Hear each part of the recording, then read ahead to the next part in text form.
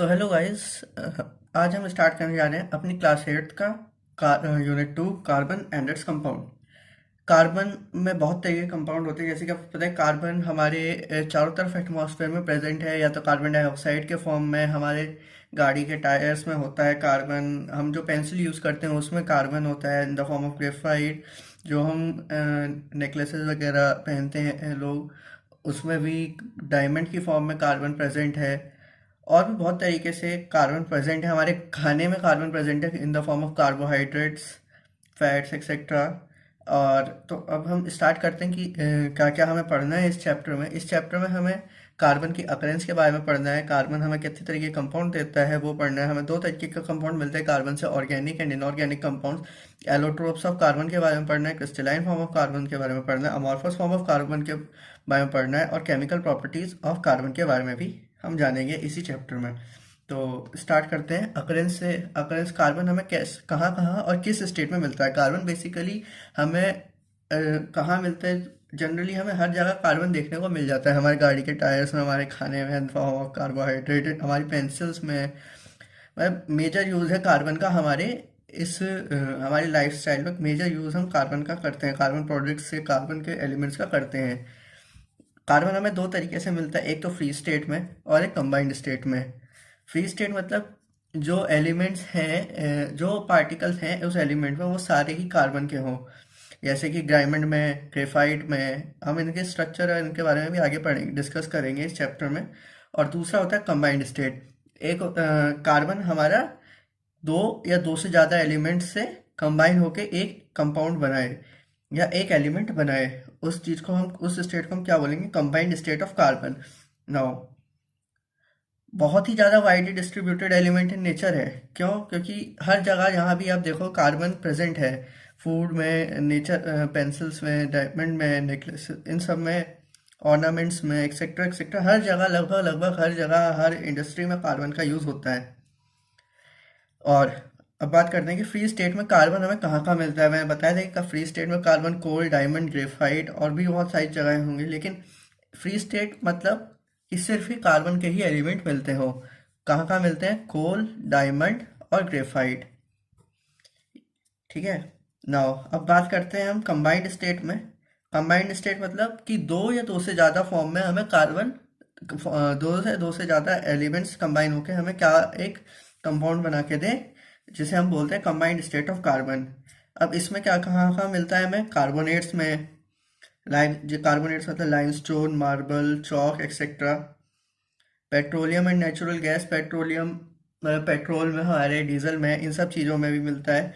Food nutrients like starch, sugar, fats etcetera, food में ही मिलता है।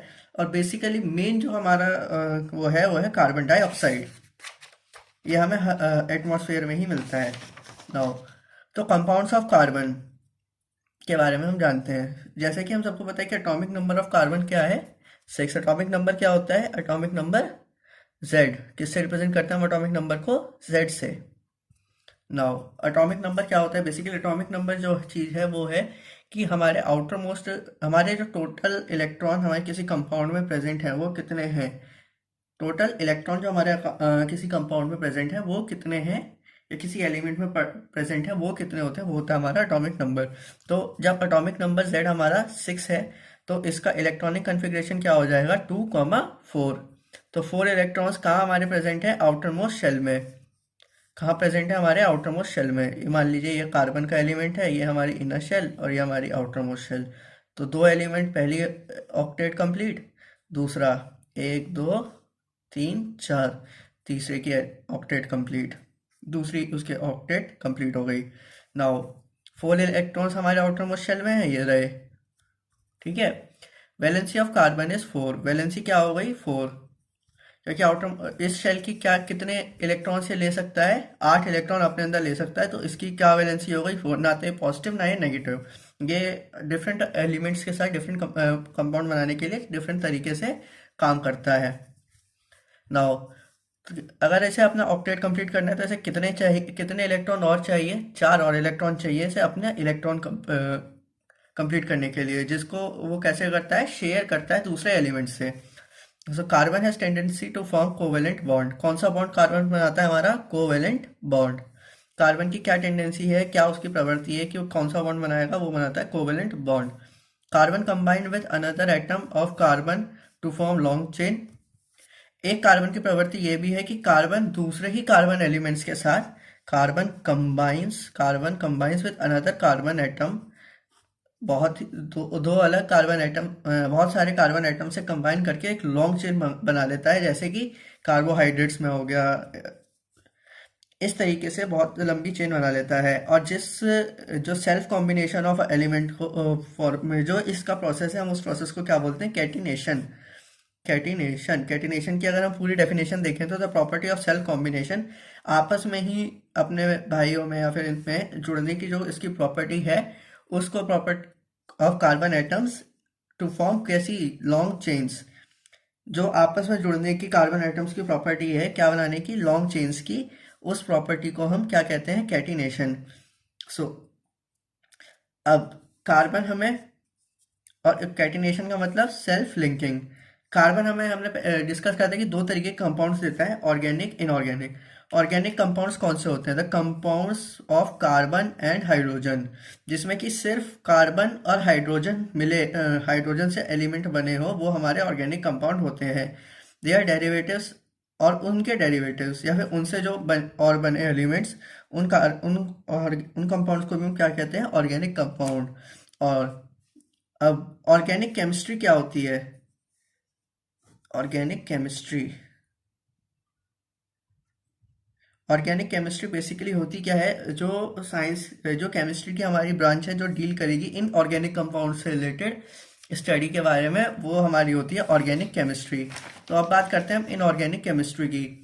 इनऑर्गेनिक कंपाउंड्स की, या तो ऐसे कंपाउंड्स जिनमें या तो कार्बन ना हो या फिर ना ही हाइड्रोजन हो, या फिर दोनों में से ही कोई एलिमेंट ना हो,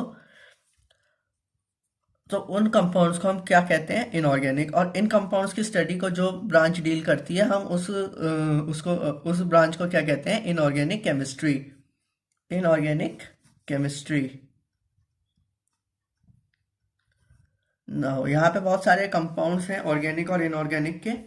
जैसे कि ऑर्गेनिक कंपाउंड्स में हमारे कुछ एग्जांपल ये हैं: methane, butane, ethyl alcohol, acetic acid, acetone, oxidic oxalic acid, benzene, phenol, naphthalene, glucose etcetera.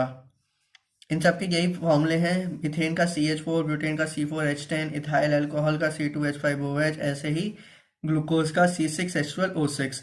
ये फॉर्मूला याद रखिएगा, ये फॉर्मूला आपको बहुत जगह याद भी काम भी आएगा ग्लूकोज का। अपने बायोलॉजी में भी आपको काम आएगा, मतलब काफ़ी सब्जेक्ट्स में आपको ये फॉर्मूला काम आएगा। अब बात करते हैं इनऑर्गेनिक कंपाउंड्स की। सबसे पहले हमारा कार्बन डाइऑक्साइड। कार्बन डाइऑक्साइड का फॉर्मूला CO2। कार्बन मोनोऑक्साइड, ये भी कार्बन डाइऑक्साइड जब हमारी गाड़ियों में प्रोड्यूस होता है, और ये हमारी एटमॉस्फेयर के लिए बहुत ही एक हार्मफुल गैस है, carbon monoxide. Copper carbonate CuCO3, calcium carbonate CaCO3, sodium carbonate Na2CO3, calcium bicarbonate CaHCO3, sodium bicarbonate NaHCO3, carbon bisulphide CS2, silicon carbide SiC, carbonic acid H2SO3। तो इधर एक क्वेश्चन आता है कि कोवेलेंट बॉन्ड या covalent bonding होती क्या है? इस टॉपिक के बारे में हम अगली क्लास में डिस्कस करेंगे, और तब तक आप लोग कुछ इस पर रिसर्च करके रखिएगा। देखते हैं कि आपकी रिसर्च सही होती है या नहीं। ठीक है, okay, thank you. Please like, share and comment. Bye, take care.